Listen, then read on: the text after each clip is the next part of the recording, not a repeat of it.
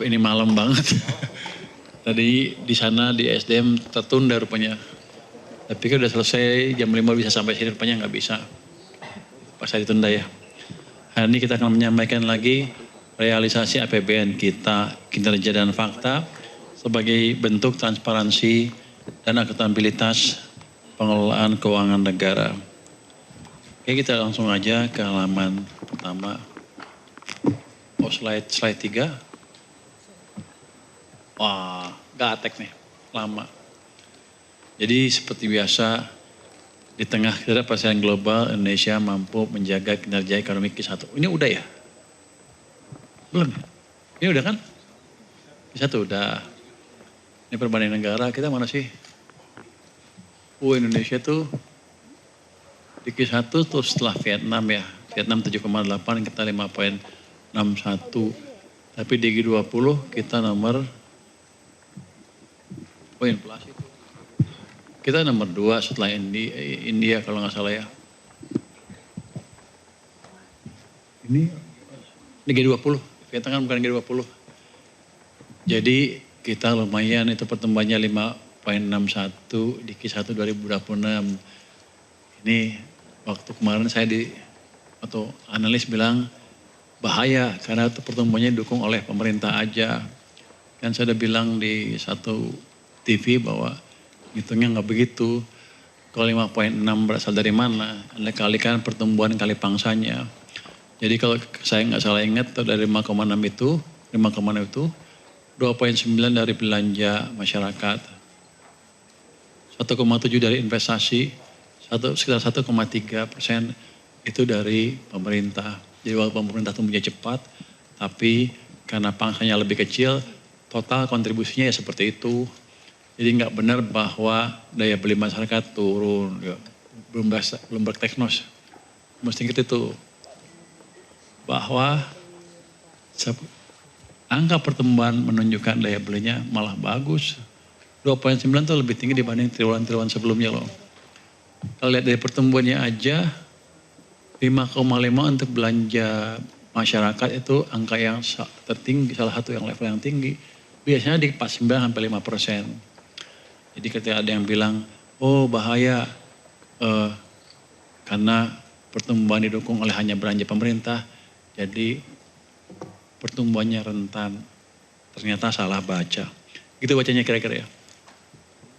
Next. Inflasi juga kita relatif terkendali balik. Ini juga pernah ada yang bilang bahwa inflasi akan double digit nggak terkendali. Ternyata sampai sekarang baru 2,42%. Jadi inflasi terkendali. Ini juga membantu daya beli masyarakat kita tidak tergerus. Kenapa? Ini karena upaya pemerintah untuk mengendalikan inflasi betul-betul serius. Ada TPI, TPID dipimpin oleh Pak Mendagri. Jadi hasil kerja Pak Mendagri amat bagus di sini. Next. Artinya ke depan inflasi kita akan tetap terjaga. Apalagi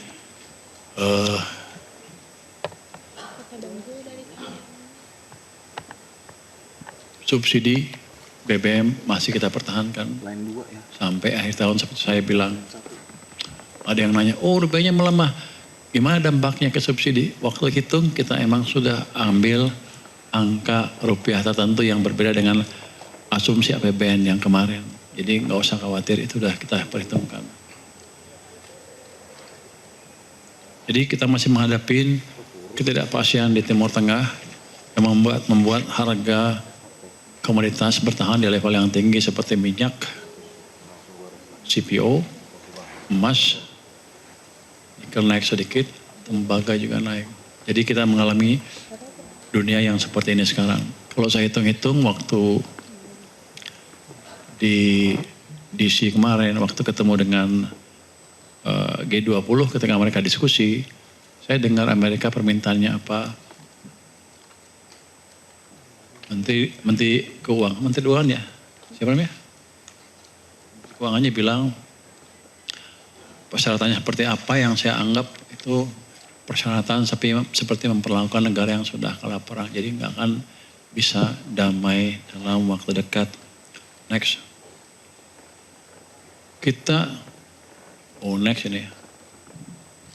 Nah ini kita ketahanan ekonomi nasional terus ditopang oleh koordinasi kebijakan fiskal dan moneter yang semakin erat untuk menjaga pertumbuhan utamanya sektor swasta. Dalam hal ini penempatan dana pemerintah di bank komersial terus disinergikan dengan strategi moneter guna memperkuat likuiditas sistem keuangan. Kalau Anda lihat base money M0 di bulan April tumbuhnya 14,1%. Jadi ada cukup uang di perekonomian yang akan mendrive pertumbuhan perekonomian.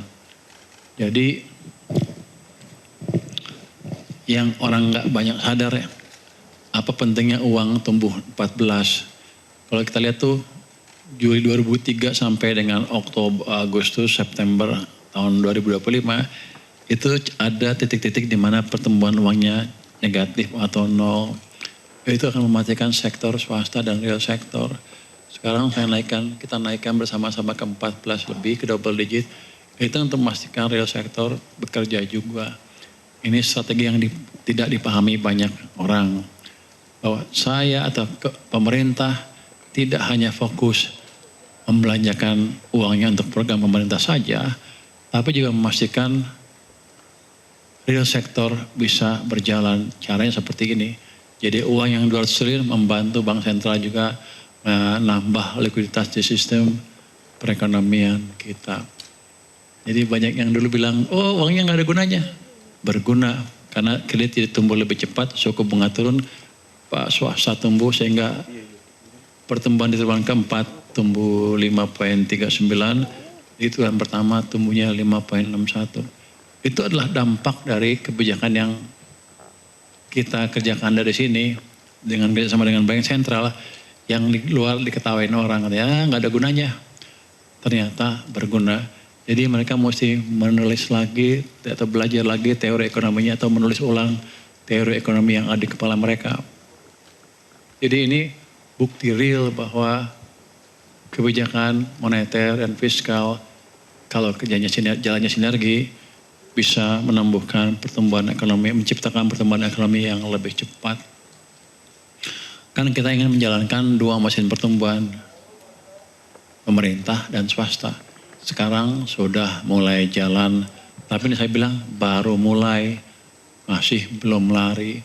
Kita akan coba dorong terus supaya tumbuhnya makin cepat lagi ke depan. Next. Masuki triwulan kedua, aktivitas ekonomi menunjukkan tren yang beragam. Anda lihat tuh, yang menarik penjualan mobil dan motor sempat negatif kan waktu Maret karena mungkin musiman lebaran ya. Mungkin harusnya kalau year on year musimannya hilang, tapi ternyata enggak tuh, nggak bisa hilang. Tetap aja minus 17,1% di bulan Maret. Tapi di April lihat penjualan mobil tumbuhnya berapa? 55%. Penjualan motor tumbuh 28,1. Jadi daya beli masyarakat masih ada. April, Mei, Juni saya pikir akan tumbuh lebih cepat lagi. Karena pemerintah akan mengeluarkan insentif untuk mobil listrik dan motor listrik. Jelajahi cara baru mendapatkan informasi. Download Metro TV Extend sekarang.